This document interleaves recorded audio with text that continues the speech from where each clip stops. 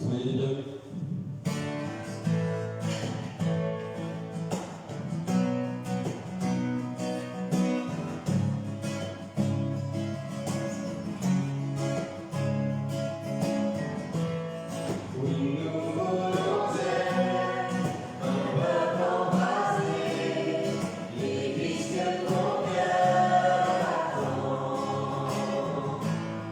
Viens briser nos chaînes,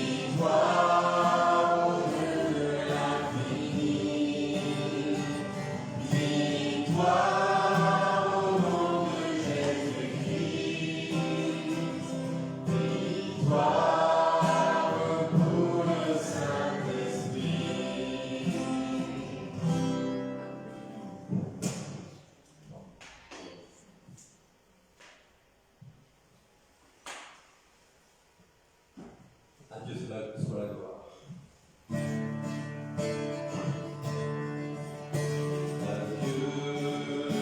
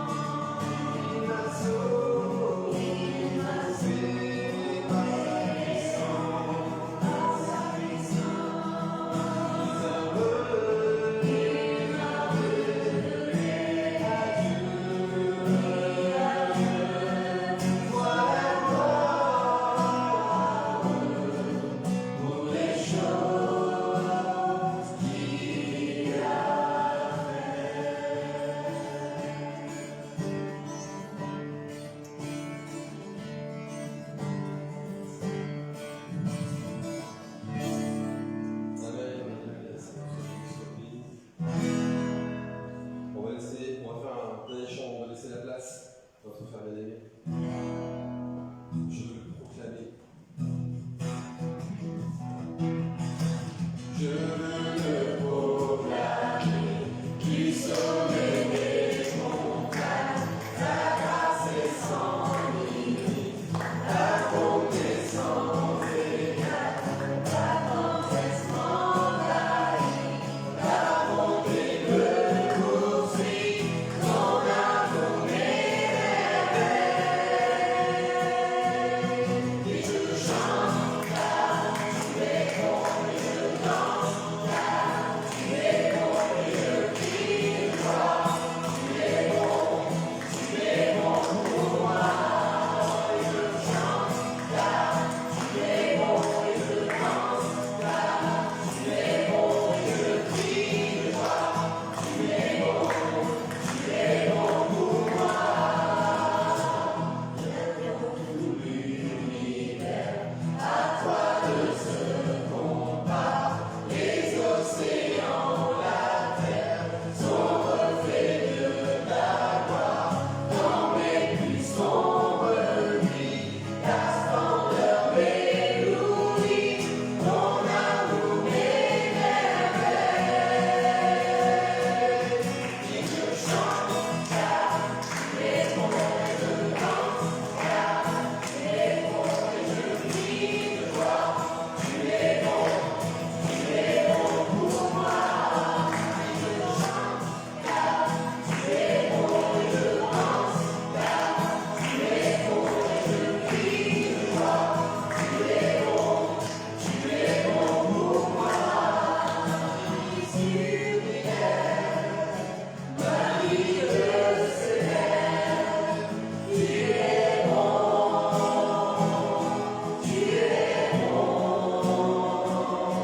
mon soleil brille, mon cœur te dit, tu es bon,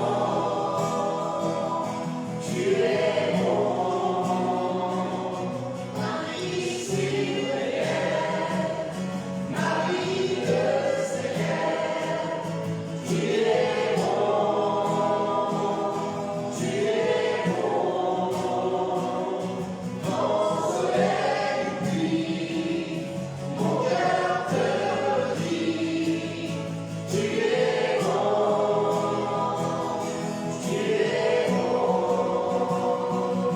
et je chante car tu es bon et je danse car tu es bon et je crie de joie, tu es bon pour moi, et je chante car tu es bon et je danse car tu es bon et je crie de joie, tu es bon pour moi, et je chante car tu es bon et je danse car tu es bon et je crie de joie, tu es bon pour moi, et je chante car tu es bon et je danse car tu es bon et je crie de joie, tu es bon pour moi.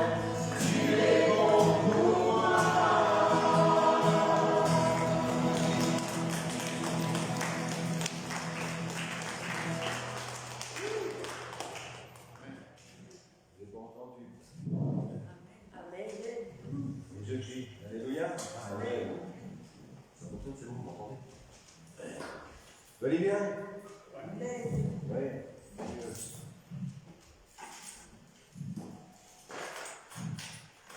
Bien. Il y a dans la vie de beaucoup, je pense, beaucoup de chrétiens, des textes qui résonnent plus fort que d'autres, des textes qui demeurent dans nos cœurs, dans nos pensées, dans nos âmes, des choses qu'on a pu entendre, qu'on a pu lire et qui restent. Et il y en a plusieurs, selon moi, mais il y a un texte, un épisode qui revient régulièrement. Qui revient régulièrement dans mes pensées, qui se rappelle dans mon cœur. J'aimerais partager un peu avec vous ce texte, qui m'est revenu encore ces derniers temps. C'est l'histoire d'un homme dans le livre des Juges. Je vous inviterai à lire l'histoire complète dans le livre des Juges au chapitre 6, 7 et 8. C'est l'histoire de Gédéon. L'histoire de Gédéon. Et la première fois que j'en ai entendu parler, je devais être ado, forcément, c'était ici. C'était à l'époque où, dans cette église, il y avait aussi du scoutisme. Et Gédéon, pour le responsable des scouts à l'époque, c'était notre frère Gilles. Et il y avait un de ces versets, c'était un de ses credos, et depuis ce verset, voilà, je ne m'a jamais quitté. Et dans des moments particuliers de la vie, il me revient souvent. Alors, pour remettre ce verset dans son contexte, les Israélites, après avoir été libérés d'Égypte, se retrouvent à un moment donné persécutés par le peuple de Madian. Cette persécution va durer 7 ans. Et cette persécution, elle est voulue de Dieu parce que les Israélites n'ont pas obéi. Malgré tout ce qu'ils avaient vécu, malgré la délivrance, Dieu leur avait dit de ne jamais honorer d'autres dieux, de ne jamais se tourner vers le Dieu des païens. Et pourtant, les Israélites ont cédé à la tentation. Et pour les punir, entre guillemets, Dieu a permis que son peuple soit persécuté par Madian, par la main de Madian, mais aussi par le peuple de Madian avait l'aide d'Amalek, mais aussi des Bédouins. Donc ils avaient une multitude d'hommes contre eux, au point où ils avaient été obligés de se terrer dans les montagnes, de construire des remparts, de vivre dans des grottes. Et ce peuple de Madian venait sans cesse détruire leur culture, tout ce qu'ils semaient, tout était ravagé. Et quand ils récoltaient, ils venaient, ils pillaient, ils prenaient les bêtes, ils ne leur laissaient rien. Et c'est dans ce contexte que Dieu va se révéler à un homme appelé Gédéon. Gédéon, il était là à battre du froment pour essayer de sauver un peu de nourriture pour sa famille, essayer de la cacher à ce peuple persécuteur. Et à ce moment-là, un ange vient à lui. On peut lire dans le chapitre 6, verset 11 à 14. L'ange de l'Éternel lui apparut et lui dit : l'Éternel est avec toi, vaillant héros. Et Gédéon lui dit : ah mon Seigneur, si l'Éternel est avec nous, pourquoi tout cela nous est-il arrivé? Et où sont tous ces prodiges que nos pères nous racontent quand ils disent : l'Éternel nous a-t-il pas fait monter hors d'Égypte? Maintenant l'Éternel nous abandonne et nous livre entre les mains de Madian. L'Éternel se tourna vers lui et dit : va avec cette force que tu as et tu sauveras Israël de la main de Madian. N'est-ce pas moi qui t'envoie? Et c'est vrai que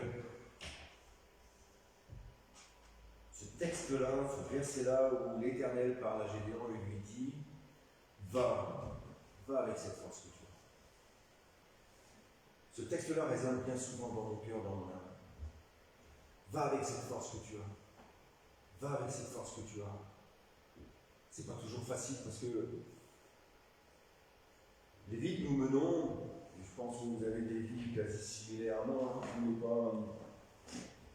n'est pas devant nous un tapis qu'on déroule et tout est facile.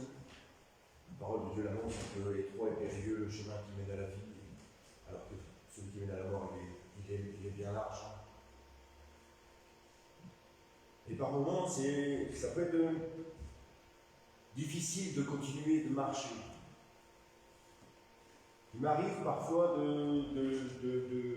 lire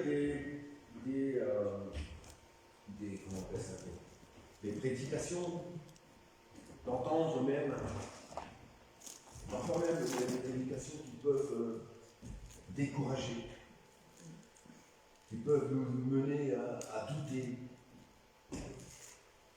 Et on se dit, d'arriver dans ma culture, et je me suis dit, mais mince, si ce qu'il dit est vrai, qui peut réussir à tenir jusqu'au bout et obtenir la vie éternelle?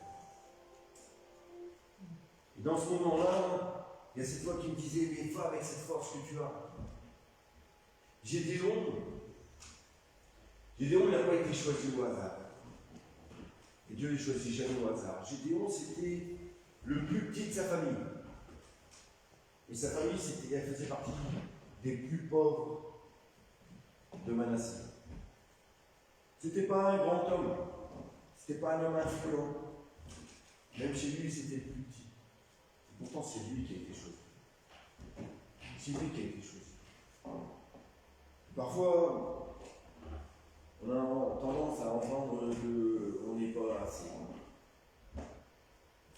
Et on peut se dire, ouais, c'est vrai que je ne suis pas assez persévérant, pas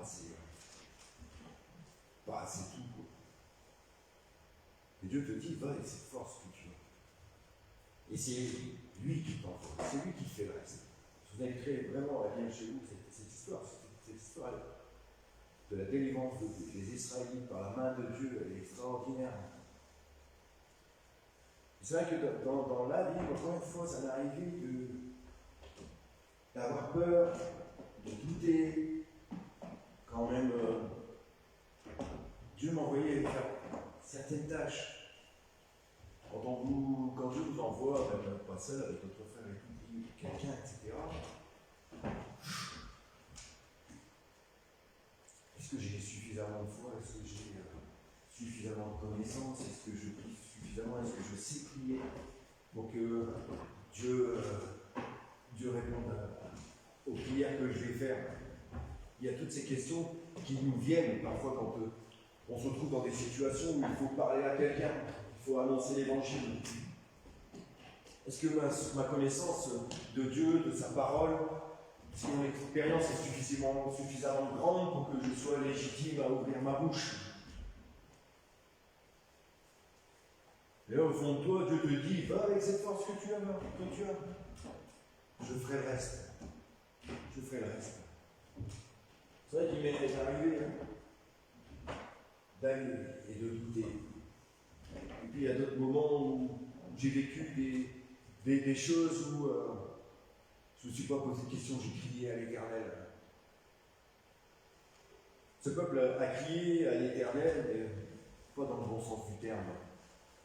Ce peuple a crié à l'Éternel parce qu'il était en colère contre lui, parce qu'il pensait être injustement puni. Mais il y a des fois des cris qui peuvent se faire vers Dieu, qui sont des cris de détresse, des cris de douleur, des cris de besoin, et l'Éternel répond toujours. L'Éternel répond toujours. Il m'est arrivé, je vais vous citer une expérience que j'ai vécue. J'ai prié pour des gens pour qui il ne s'est pas passé ce que j'attendais. Et c'est dur de vivre avec ça, vous savez, quand vous priez pour un malade et que vous espérez la guérison et que des mois plus tard la personne décède, c'est dur de vivre avec ça. Mais il y a des moments où j'ai vécu des miracles instantanés parce que j'ai crié à Dieu. Tel que j'étais à ce moment-là. Il y a une histoire qui s'est passée chez moi. Cette histoire concerne mon second fils. J'ai deux fils, Bastien et Tristan. Bastien, vous voyez en tant que pianiste, et Tristan que vous ne connaissez pas beaucoup parce qu'il reste à la maison. Et Tristan était tout petit. Ils ont 4 ans d'écart. J'étais assis sur le canapé avec Tristan qui était allongé, et Bastien se tenait debout, à côté de nous. 4 ans, c'est grand et c'est petit. Et Bastien, accidentellement, il a marché sur la tête de son frère. Et Tristan n'avait que quelques mots. Et pour vous dire, ma femme était présente et si je mens, elle pouvait vous dire que je suis un menteur. Je vous dis la vérité. Tristan avait l'empreinte du pied de son frère enfoncé dans le crâne. On aurait pu dessiner les contours du pied dans le crâne de Tristan ici et là. Mais quand je vous dis enfoncé, c'était enfoncé. Et mon réflexe était de hurler à l'Éternel. Ça a été de crier à l'Éternel, sauve mon enfant. Sauve mon enfant. Et dans les secondes qui ont suivi, le crâne a repris forme.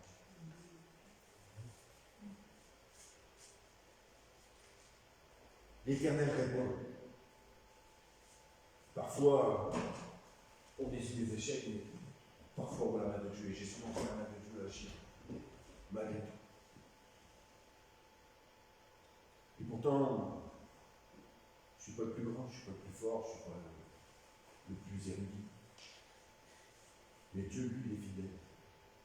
C'est lui qui tient son peuple dans sa main. C'est vrai, non? C'est vrai que, pour revenir un peu, reprendre un peu le fil de ce que je vous disais, c'est que on peut entendre des choses qui peuvent nous décourager. Parfois, vous pouvez vous dire, je ne suis pas appris à faire telle ou telle chose. Je ne suis pas tout, je ne suis pas assez, parce que certains vous font ressentir que vous n'êtes pas assez. Que vous ne vous sanctifiez pas suffisamment. Que vous n'avez pas suffisamment de connaissance de la parole de Dieu. Que vous ne priez pas assez. D'ailleurs, on ne fera jamais ça. Mais allez avec la force que vous avez. Il faut savoir qu'on ne peut pas demander. Vous savez, l'homme, la femme, hein, l'homme avec un grand H, on n'a pas tous les mêmes aptitudes. On ne peut pas demander à quelqu'un qui a un souffle au cœur de courir un marathon. On va pouvoir lui demander de marcher. Mais on ne va pas pouvoir demander à quelqu'un de courir un marathon. On va demander à un vieillard de courir 90 km. Quoi qu'il y en a maintenant, aujourd'hui, ils me surprennent. Après des années d'entraînement, d'endurance. Et je pense que parmi le peuple de Dieu, c'est la même chose. On n'a pas tous les mêmes aptitudes. On n'est pas tous capables d'évangéliser. Parce qu'on n'a pas tous cette capacité d'être des grands évangélistes.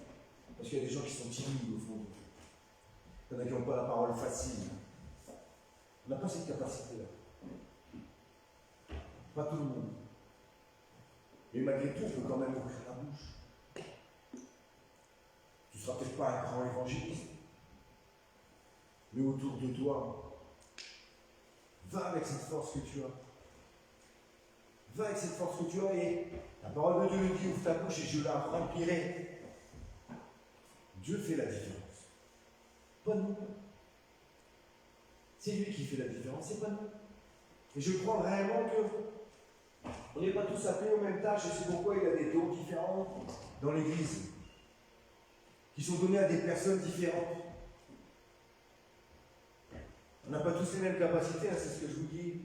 Que celui qui a la facilité de lecture et de compréhension qu'il enseigne, c'est pas pour autant qu'il ne faut pas aller à la Bible.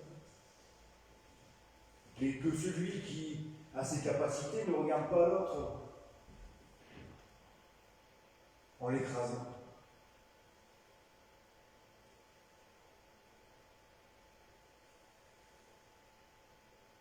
Comprenez? Je pense dire qu'il faut rester sur ses lauriers, qu'il ne faut rien faire. Mais il faut faire avec ce qu'on a. Et il ne faut pas se culpabiliser.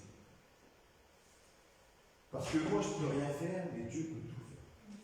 C'est lui qui fait. C'est lui qui fait. C'est lui qui va t'inspirer de par son esprit. C'est lui qui va t'enseigner. Je vous l'ai dit la dernière fois, c'était dimanche au moment de la Sainte. Dieu, le plus souvent, quand il me parle, pourtant je lis des textes, c'est pas quand je suis en pleine lecture. C'est quand je suis en communion avec lui. Quand je le loue, quand je prie, il me met un texte dans la tête, un texte que j'ai entendu, qui reste gravé au fond de moi. Parce que ce que vous entendez, c'est pas perdu. C'est jamais perdu.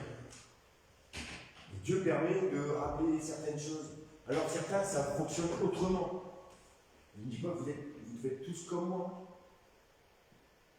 Certains, ça fonctionne autrement. Dieu leur parle au travers des Écritures.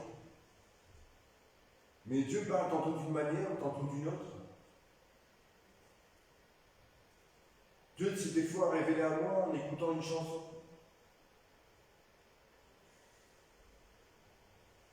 Ou au travers d'une personne qui n'est même pas convertie. Comme je vous disais la dernière fois, au travers d'un film. Dieu répond et nous fait connaître sa volonté. Quand on lit encore cette histoire de Gédéon, comment Dieu a libéré son peuple. Il a fait un choix. Et il faut que je retrouve dans mes notes. Où c'est écrit.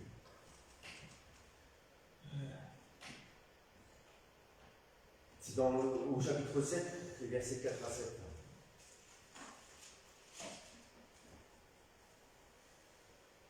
L'Éternel dit à Gédéon, le peuple est encore trop nombreux, fais-les descendre vers l'eau, et là, je t'en ferai le triage, celui dont je te dirai. Que celui-ci aille avec toi, ira avec toi, et tout homme dont je te dirai, que celui-ci n'aille pas avec toi, n'ira pas avec toi. Il fit descendre le peuple vers l'eau, et l'Éternel dit à Gédéon, tous ceux qui lapperont l'eau avec la langue comme lappe le chien, place-les à part. De tous ceux qui se mettront à genoux pour boire. Tous ceux qui lapèrent l'eau en la portant à la bouche avec leurs mains furent au nombre de 300 hommes. Et tout le reste du peuple se mit à genoux pour boire l'eau. L'Éternel dit à Gédéon, c'est par les 300 hommes qui ont la paix que je vous sauverai et que je livrerai Madian entre tes mains, que tout le reste du peuple s'en aille, chacun chez soi. Ils prirent les provisions et les corps que le peuple avait dans les mains. Dieu a choisi ces 300 hommes selon un critère spécifique. Gédéon avait aussi, quand il a obéi à Dieu, ce qui lui est arrivé, c'est qu'il a d'abord été rejeté de son peuple. Son peuple n'a pas accepté qu'il déunisse le vaudeur. Et pourtant, ça n'a pas empêché que le peuple a fini par le suivre. Au début, il devait se cacher, il devait même se cacher de son père. Le peuple a fini par le suivre parce que c'était la volonté de Dieu. Et là, ils étaient des milliers. Et encore une fois, Dieu a fait un tri parmi ces milliers d'hommes. Il en a choisi que 300. Pourquoi il a fait ça? Pourtant, ils étaient tous volontaires pour servir l'Éternel. Ils étaient prêts à combattre. Ils étaient prêts à suivre Gédéon. Mais pourquoi Dieu a fait ça? Il a fait ça parce qu'il souhaitait que son peuple, ne se glorifie jamais d'avoir vaincu Madian. Il a fait ça parce qu'il souhaitait que son peuple demeure dans l'humilité. Il a fait ça pour montrer que c'est lui qui accomplissait toute chose. Il a choisi ces 300 hommes selon un critère. Il a choisi ceux qui ne lavaient pas l'eau directement avec leur langue, mais qui amenaient l'eau à la bouche. Qu'est-ce que cela signifie? Ça signifie que ces 300 hommes, même s'ils avaient soif autant que les autres, demeuraient sur leur garde. Ils étaient en veille, attentifs à ce qui se passait. Ils étaient prêts à voir l'ennemi arriver. C'est pas une question d'hygiène ou de quoi que ce soit. Les étaient en veille. Et Dieu, c'est ce qu'il veut. Il veut un peuple qui l'écoute. Il veut un peuple qui demeure dans l'humilité, qui soit humble. Il veut un peuple qui va, qui lui obéisse, même si ça semble perdu d'avance. Il veut un peuple qui lui fasse confiance. Un peuple qui veille. Un peuple qui veille. Dans Luc notamment, et ça corrobore avec ce que je dis, c'est dans Luc au chapitre 21, verset 36.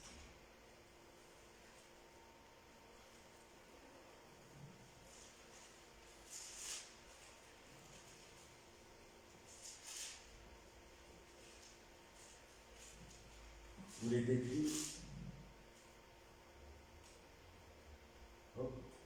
Veillez donc et priez en tout temps, afin que vous ayez la force d'échapper à tout ce qui doit arriver et de paraître debout devant le Fils de l'homme.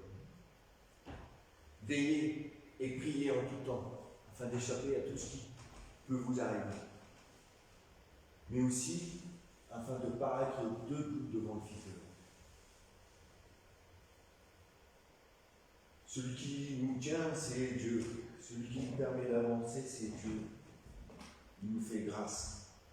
Il est ma force, il est mon bouclier, il est ma forteresse. Ce n'est pas parce que je serai le meilleur en tout que je pourrai me tenir devant Jésus, le Fils de Dieu. Mais c'est parce que j'aurai une véritable relation avec lui. C'est parce que il répondra à mes prières en tout temps. Il me délivrera de tous mes maux, de toutes mes douleurs, de toutes mes craintes. Il est fidèle et bon. Moi, je peux vaciller. Ça arrive d'avoir des moments où on a des coups, où on est en dessous, où on n'est pas d'accord, où on peut lutter même avec Dieu. On n'est pas une valeur sûre. Tout homme est faillible. Mais celui qui n'est pas, c'est Dieu. Il est toujours le même. Celui sur qui je peux m'appuyer, c'est lui. C'est pas sur moi, c'est pas sur le pasteur, c'est pas sur les frères. On a besoin des uns des autres, d'être enseignés les uns des autres. Mais celui qui réellement est là à veiller sur nous, c'est lui. Celui qui t'appelle, c'est lui. Alors si tu n'es pas assez si tu n'es pas assez ça, il ne faut pas te décourager. Il ne faut pas te décourager. Même si on te sous-entend que tu n'es pas assez. Il ne faut pas te décourager. On n'est pas tous les mêmes. Nous ne sommes pas tous les mêmes, nous sommes tous différents. On a parlé j'en ai parlé ici, du corps de Christ. On ne peut pas tous être un œil, on ne peut pas tous être une bouche, on ne peut pas tous être une main, on ne peut pas tous être un pied. Mais tous avons une fonction. Et ce corps, il est conduit par l'Éternel. C'est lui qui le dirige, c'est lui qui l'a fait. C'est lui qui construit l'Église. C'est lui qui donne les directives. Il est le chemin, il est la vérité, il est la vie. Il est notre espérance. Quoi que vous puissiez entendre, quoi que vous puissiez lire, même si ça vient d'un frère, même si ça vient d'un homme de Dieu, quelquefois, il vaut mieux vérifier, il vaut mieux faire confiance en l'Éternel. Allez avec la force que vous avez, mais allez. Dominique en parlait récemment encore. Dieu choisit des hommes qui sont à l'action. Comme Gédéon, il était en train de battre du froment pour nourrir sa famille. Il n'a pas pris quelqu'un qui se lamentait sur lui-même, qui attendait que ça se passe, qui laissait faire les autres. Il a choisi Gédéon, qui était petit, qui était pauvre, mais qui était à l'action, qui voulait voir, qui voulait que ça avance, qui voulait que ça change. Si c'est ce que vous voulez que le monde change. Vous voulez que le monde connaisse Jésus-Christ. Vous voulez que vos familles se tournent vers Dieu. Vous voulez des guérisons, vous voulez des miracles. Moi, c'est tout ce que je veux. Comme je vous dis, on n'est pas capable d'agir dans tous les domaines. On a besoin des uns des autres, mais rien n'empêche de prier. Rien n'empêche de parler. Rien n'empêche de prier et d'annoncer. Rien n'empêche d'imposer les mains aux malades. Rien n'empêche. Il ne suffit pas d'avoir une étiquette, d'avoir une casquette. Va avec la force que tu as. Va avec la force que tu as. Celui qui calme les tempêtes, c'est Dieu. Celui qui répond aux prières, c'est Dieu. Ouvre ta bouche et je la remplis. Mais marche. Marche. Voilà ce que Dieu a mis sur nos cœurs. C'est important, je pense, d'être encouragé. La vie, elle est suffisamment compliquée.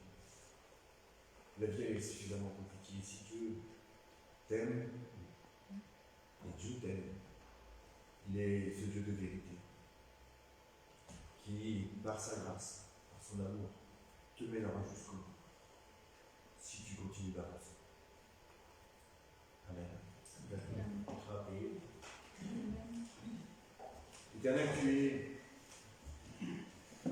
tu es mon Dieu de délivrance. Tu es mon refuge, tu es ma forteresse. Tu es celui qui ne permet pas que quand mon pied trébuche, je demeure à terre. Seigneur, jusqu'à aujourd'hui, je peux attester que tu m'as toujours relevé. Non pas parce que je mérite quoi que ce soit, mais parce que tu m'aimes.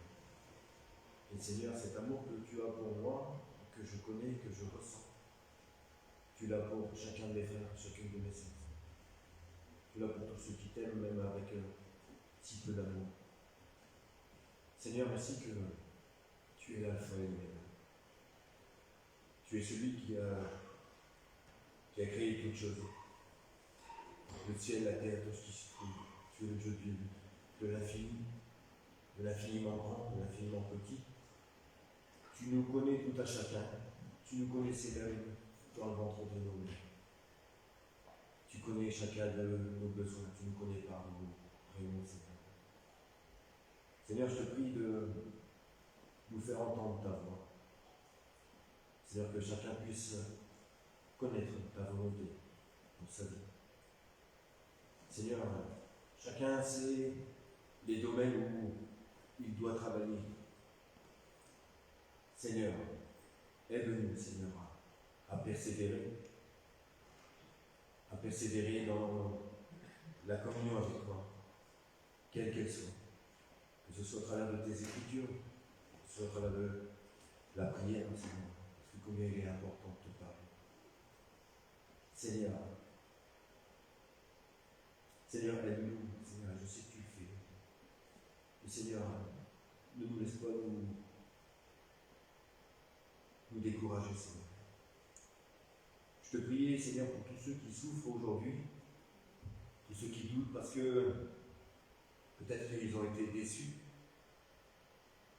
de nous. Peut-être par mauvaise raison, comme les Israélites ont crié contre toi alors qu'ils péchaient contre toi, alors qu'ils te désobéissaient. Peut-être qu'ils sont déçus de toi à tort, Seigneur. Seigneur, montre-leur. Peut-être qu'ils sont découragés parce que la lettre chère est partie aussi, Seigneur. Alors console. Console, Seigneur, guéris. Seigneur, tu nous as promis cette paix que toi seul peux donner. Merci pour le Saint-Esprit, Seigneur. Seigneur, je te prie pour ceux qui passent par des dépressions, Seigneur.